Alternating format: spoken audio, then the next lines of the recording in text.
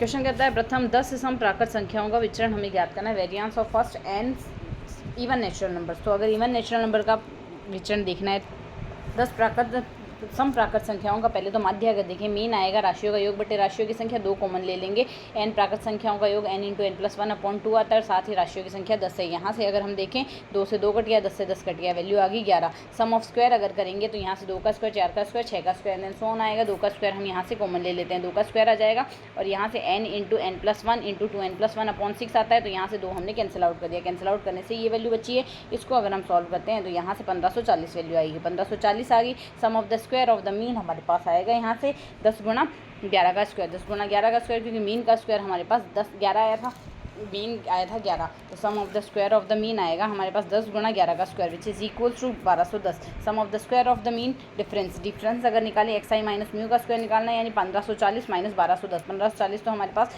Square आया था और स्क्वायर्ड मीन आया था हमारे पास।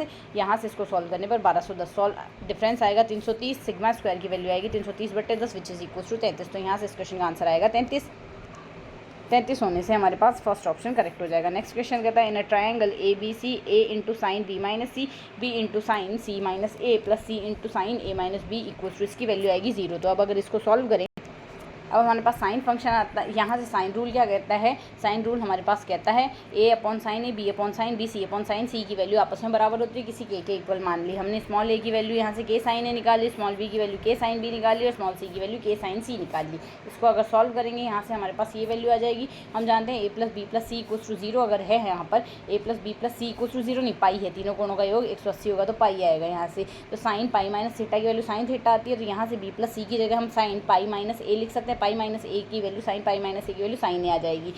ठीक इसी प्रकार यहाँ से हम इसको सॉल्व कर लेते हैं, तो यहाँ से हमारे पास वैल्यू ये आ जाएगी, साइन ए हो गया sine B minus C, sine X into sine Y की वैल्यू हमारे पास क्या होगी, इसको हम सॉल्व करेंगे तो यहाँ से हमारे पास ये वैल्यू आ जाएगी। या तो इसको सॉल्व कर लेते हैं, 2 साइन ए साइन बी की वैल्यू हमारे पास साइन एक्स साइन वाई की वैल्यू आएगी साइन एक्स प्लस वाई और sine X minus Y, sine X plus Y sine X minus Y, same case में इसमें sine X plus Y sine X minus Y और sine cos X plus Y.